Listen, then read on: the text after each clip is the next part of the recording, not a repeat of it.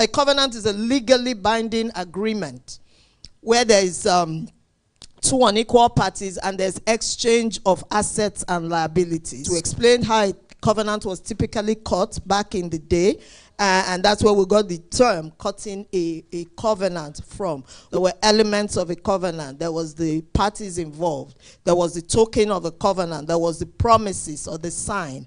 And then there was a meal after the covenant. Of course, if there's a new, it supposes that there's an old. The old was that conditional agreement in which the Israelites were required to obey God and keep the law in time.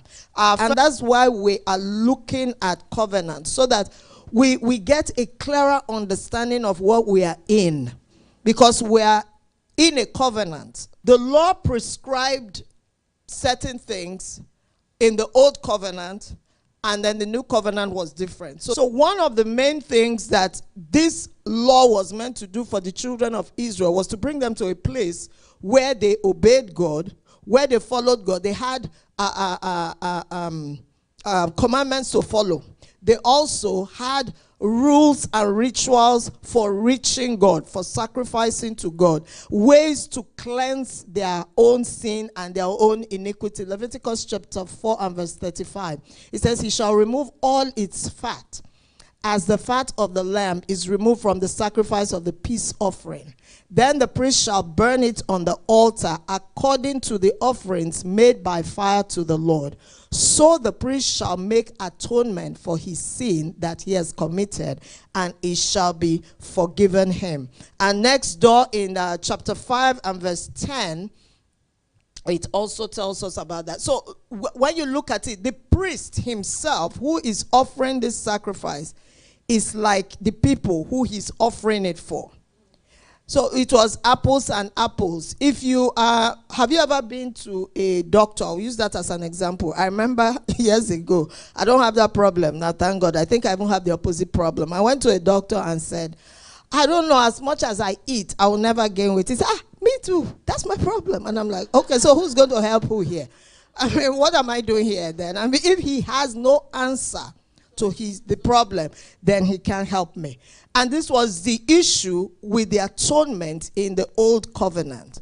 The person who is atoning has the same issue. So he first has to offer for himself, cleanse himself, and then he will come and offer on the behalf of the people. And verse 10 of chapter 5 says, "And he shall offer the second as a burnt offering according to the prescribed manner. So the priest shall make an atonement on his behalf for his sin which he has committed, and it will be forgiven him." Hebrews chapter 9 and verse 22. So this human being will go in there, take the blood of cows, bulls, and all those, and sacrifice on behalf of the people. Covenant. Hebrews chapter 9 and verse 22, it says, "And according to the law, almost all things are purified with blood.